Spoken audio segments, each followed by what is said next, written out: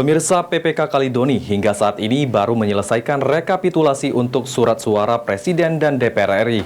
Dari rekapitulasi yang dilakukan, terdapat perbedaan hasil perhitungan suara DPR RI antara pihak PPK dan saksi partai.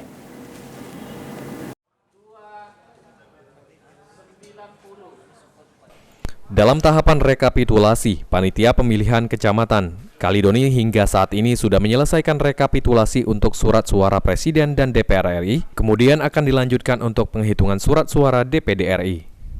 Ketua PPK Kalidoni, Yosi, mengatakan dalam proses rekapitulasi terdapat kendala, yakni adanya perbedaan total perhitungan suara dari saksi dengan total perhitungan suara yang ada di pleno. Dengan adanya perbedaan tersebut, pihak PPK akan berkoordinasi dengan PPS dan PTPS untuk melakukan pengecekan ulang surat suara.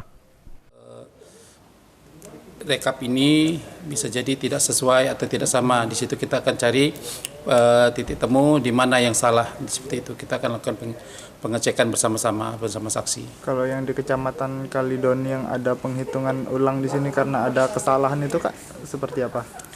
Kalau perhitungan ulang itu kita pastinya konfirmasi ke KPPS apa yang menjadi kita sesuai tersebut, bisa jadi kelebihan perhitungan ataupun ada data absensi, data pemilih yang tidak sesuai. Makanya kami akan hadirkan KPPS yang berada di TPS bermasalah tersebut. Sementara untuk tahap rekapitulasi di tiap kecamatan berdasarkan batas waktu yang ditetapkan oleh KPU Kota Palembang paling lambat pada tanggal 2 Maret 2024. Eki Saputra, PAL TV.